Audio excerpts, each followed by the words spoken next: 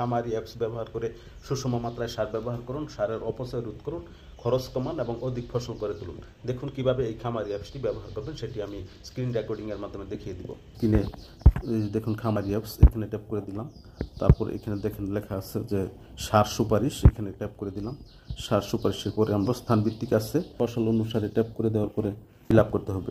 বিভাগ, এটি ঢাকা বিভাগে পড়েছে, দিয়ে দিলাম। জেলা, এটি কিশোরগঞ্জ জেলা সদর করে দিলাম।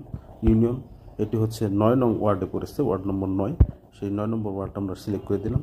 মৌসুম, আমরা সামনে রবি মৌসুমের জন্য উদাহরণস্বরূপ দেখাচ্ছি। আখ না দিয়ে আমরা এখানে পুরো ধানকে আমরা সিলেক্ট করলাম। লাল যে নেক্সট বাটন, সেখানে ক্লিক করে দিলাম। এখানে অপেক্ষা করুন। এখানে দেখেন আমরা একটি জাত এখান থেকে চেঞ্জ করে দিই, 89 দিলাম।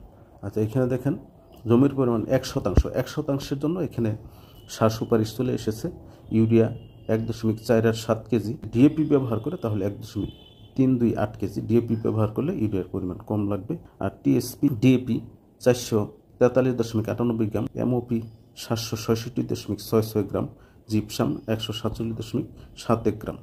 এইভাবে সারের ডোজ ব্যবহার করেন তাহলে আপনার সারের অপচয় হবে না, সুষম মাত্রায় সার প্রয়োগ হবে এবং ফলনও বৃদ্ধি পাবে। অবশ্যই ভালো লেগে থাকলে কৃষকদের উপকারার্থে সবাই শেয়ার করে দেবেন, যাতে সবাই এই খামারি অ্যাপসের মাধ্যমে সার প্রয়োগ পদ্ধতিটা জানতে পারে, শিখতে পারে, এবং আপনারা প্লে স্টোর থেকে এই অ্যাপসটি ডাউনলোড করে নেবেন।